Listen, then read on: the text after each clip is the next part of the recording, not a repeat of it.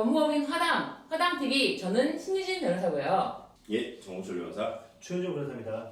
저희가 오늘 전해드릴 지구는요, 하남 교산, 이 중에서 이제 광암과 상산곡 지역이 편입됐잖아요. 요 지구 소식과요, 아산 탕정 2지구 소식과요, 그리고 계양 산업단지 소식까지 3개를 한 번에 전해드리도록 하겠습니다. 네, 먼저 하남 교산 공공주택지구, 이 중에서 이제 광암과 상산곡이 편입되었는데 이 지구 소식은 어떤가요? 네, 그 광암지구와 상산곡 지구가 원래는 별개의 공공주택지구 사업이었다가 다시 하남교산 공공주택지구가 변경 고시를 하면서 편입된 지역이라고 보시면 됩니다. 총 7만 8천 평 정도가 편입이 되었고요. 사업 진행은 2023년 6월에 보상계획 연락 공고가 있을 예정이니까 곧 통보가 될 것 같습니다. 보상계획 열람 공고가 6월에 날 건데요. 저희가 보상계획 열람 공고에 대해서는 특별편으로 굉장히 상세하게 어떤 절차가 있고 어떤 것을 하셔야 되는지 주의하실 점, 그리고 또 앞으로의 절차에 대해서도 설명해드린 영상이 1편, 2편에 걸쳐서 있으니까요. 그거를 좀 참조해 주시면 좋겠고요. 더보기란으로 그 링크를 걸어둘게요. 거기 좀 참조해 주세요. 저는 이걸 굉장히 좀 못마땅하게 생각하고 있는데요. 두 개 지구가 별도로 진행되다가 지금 하나교산이라는 이름으로 하나로 다시 편입이 됐어요. 어떤 느낌을 가지냐면은 개발이익 배제를 원천적으로 완전 써먹으려고 지금 한 거 아닌가 하는 느낌이 좀 강하게 듭니다. 왜냐면 하남 광암이랑 하남 상산곡은 이제 별개 사업으로 본다면은 하남 교산으로 인해 개발된 개발 이익은 그 사업 주고에 반영이 돼야 돼요, 사실상. 그렇다면 하남 교산지구보다는 저쪽 그 똑같은 땅이라고 하더라도 더 나은 보상금이 나와야 된다는 게 상식적이겠죠.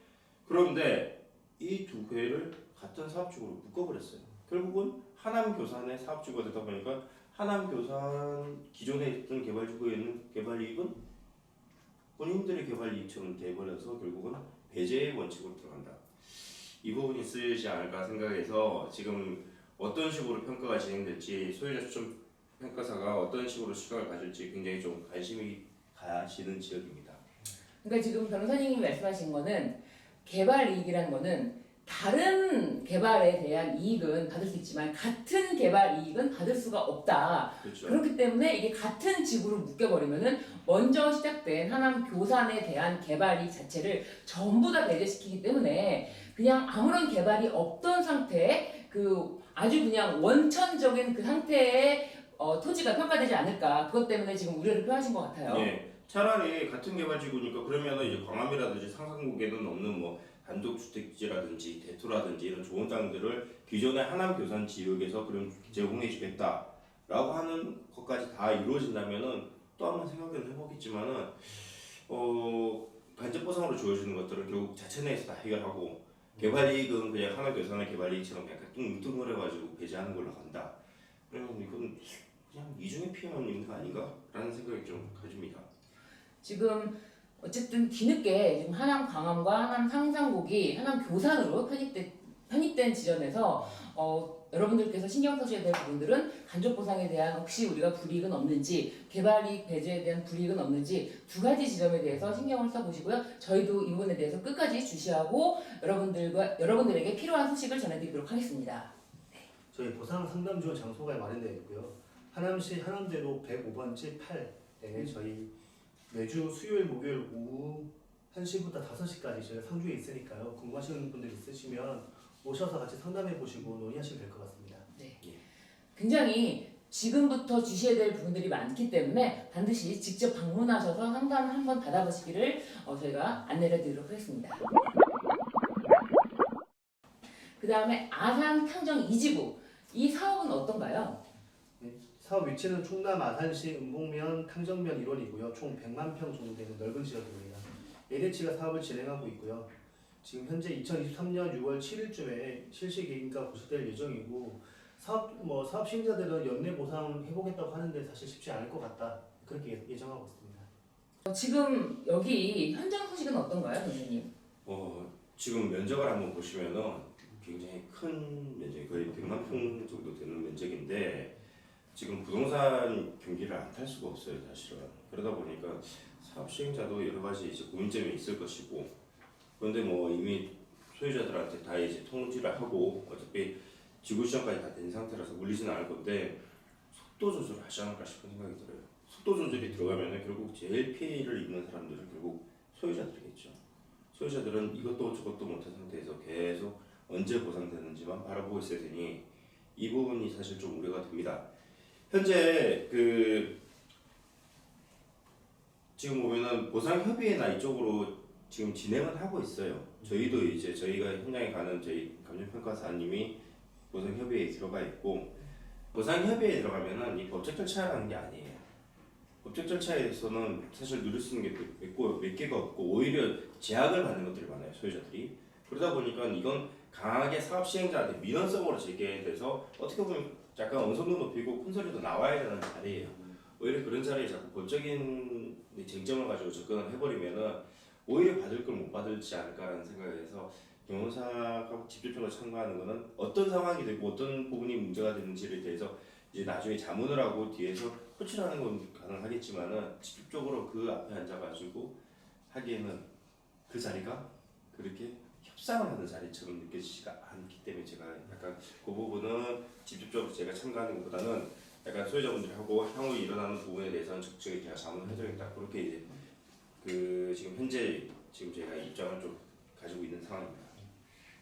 네, 명칭은 보상 협의회이지만 이 보상금 자체를 실질적으로 협의하는 것이 아니라 민원을 제기하는 그런 부분이 있기 때문에 그렇죠. 어떤 부분을 더 강하게 주장할지, 어떤 부분을 더 코치해야 될지를 그 자리에서 하는 것과 또 그 자리에서 안 하는 것, 이런 차이를 좀 두는 것도 필요할 것 같네요. 그렇죠. 네. 그 앞에서는 흔히 말하는 약간 험한 말도 해가 말도 싸워야 네. 되는 자리예요. 네. 그러지 않고서는 그 자리가 사실 법적인 절차만 해가지고 소유자들한테 얼마나 많은 혜택을 줄 수 있는 법이 있습니까? 사실 거의 없다시피 하다 보니까 이런 자리들이 사실 무용화될까봐 항상 겁이 나는 거고, 그렇게 됐을 때 그 무용화되는 걸 오히려 저희가 도와주는 격이 되지 않을까. 너희들 변호사 왔잖아. 변호사까지 와가지고 안내서 다 봤는데 왜 그래?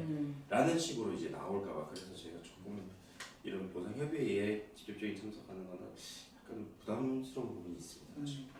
네, 아산 탕정 2지구 사업 소식에 대해서 계속 궁금하신 분들은 법무법인 화담 저희 담당자에게 연락 주시면은 이 새로운 소식 그리고 필요한 정보에 대해서 계속 안내해 드리도록 하겠습니다. 상명중은 제가 현장에 가서 곧 뵐 생각입니다. 네. 그리고 다음으로 전해드릴 소식은요, 계양산업단지예요. 계양산업단지 우리 정 변호사님께서 또 해주실 말씀이 많은 것 같은데요. 할 말은 정말 많습니다. 네. 왜냐면은 이 사업 추진 계획을 쭉 보면은 2015년부터 해가지고 쭉 나오는데 그 밑에 소원산업단지라고 있어요. 이미 개발돼서 이제 공급도 되고 한 지역이에요. 거기가 이제 어느 정도 사실은 성공적으로 안착을 했다라고 약간 보여지는데 그 위에 땅에 24만 제곱미터 정도를 새로 건설합니다. 네. 근데 여기 이 24만 제곱미터 건설하는데 그 위에는 또 뭐가 있냐면은 계양 테크노빌라가 있어요. 그럼 계양 테크노밸리가 서로 산단지에 딱 가운데 끼어 있는 땅이란 말이에요. 근데 사실 보면은 누가 봐도 노른자리처럼 보이는 땅인데 이게 이제 차일 피해를 하다가 결국 산업단지를 해서 개발된다고 하는 그 보상연합군까지 떴어요. 그래서 제가 현장에 갔다 왔는데 간단히 말씀드리면 그거예요. 보상금이 얼마나 책정될 것이고 그다음에 소유자들한테 얼마나 나은 간접 보상 나갈까라는 건데, 여기는 아까 말씀드렸죠. 소원산업단지가 개발됐고 그다음에 이게 계양 테크노밸리가 개발되었으니 여기는 적어도 소원산업단지와 계양 테크노밸리보다는 훨씬 더 좋은 가격으로 보상을 받아야 돼요. 그리고 소유자분들이 이미 소원산업단지가 얼마에 거래되는지 알고 있어요. 즉 내 땅을 뺏어가서 얼마에 팔아볼 것을 이미 다 알고 있단 말이에요. 그렇다 보면은 실제로 떨어지는 보상금에 대해서 굉장한 박탈감을 느끼게 돼 있는 구조예요. 거기다가 또 플러스 하나 더, 계양 테크노밸리는 대투도 있었고 협의양면 택지도 있었고 주택도 있었고 생활 대체용지도 있었고 간접 보상들이 쫙 있었단 말이에요. 산업단지 간접 보상들이 굉장히 없을 가능성이 있어요. 그렇다면은 이 부분은 사실 얼마나 나은 보상금이 주어질까라는 문제도 걱정이겠지만은 간접 보상은 거의 다 박탈당할 수밖에 없다는 부분은 더 큰 뼈아픈 사실이 오는 것이고, 그렇다면 사업 시행자로 이제 되어 있는 계양구가 좀 적극적으로 나서야겠죠. 그래서 LH공사하고 어떤 MOU든 업무 협약이든 맺어서 우리 쪽에 있는 사람들이 계양 테크노밸리라든지 이런 쪽에 있어서 좀 땅을 가질 수 있도록 협의 안경이 택지라든지 그런 걸 대체할 수 있도록 좀 도와달라는 걸 해야 될 상황인데 과연 할까? 그래서 소유자분들이 굉장히 고민이 많고 이거는 어떻게든 단체로 민원을 꼭 제기해서라도 이런 간접 보상 꼭 관철하셔야 되지 않을까라는 생각을 합니다. 현재 가서 제가 어제 가서 지금 오늘 찍는 날짜가 오늘 4일인데요. 제가 3일자로 어제 가서 설명을 하고 왔는데 이 부분에 대한 토지 소유자분들의 걱정이 이만저만이 아니에요. 사실. 이미 토지 소유자분들께서도 여러 가지 상황에 대해서 여기 산업단지고 저희가 지난번에도 말씀드린 적이 있지만 토지 소유자분들은 그 어떤 산업 어떻게 개발되는지 선택권이 없습니다. 네. 그냥 법률로 지정이 돼서 토지를 강제로 수용당하는 건 마찬가지인데 이 어떤 식으로 개발이 되느냐에 따라서 이분들이 너무나 많은 또 다른 차별이 있으니까 이런 것에 대해서도 굉장히 또 견디기 어렵죠. 그렇죠. 네. 사실 감당하기 힘들 거예요. 그 옆에 제가 계양테크노만 얘기했지만은 그 천 너머에서는 부천대장도 바로 옆이에요. 그러니까 계양테크노밸리, 부천대장, 수원산업단지 세 개 지역에 완전 끼어 있는 땅이기 때문에 여기에 대한 효율 보상은 측정은 굉장히 신중해야 될 겁니다. 거기가 굴포천이라는 이제 천 옆에 이제 예. 평지 지역이고 사실 뭐 서울 바로 뒤입니다.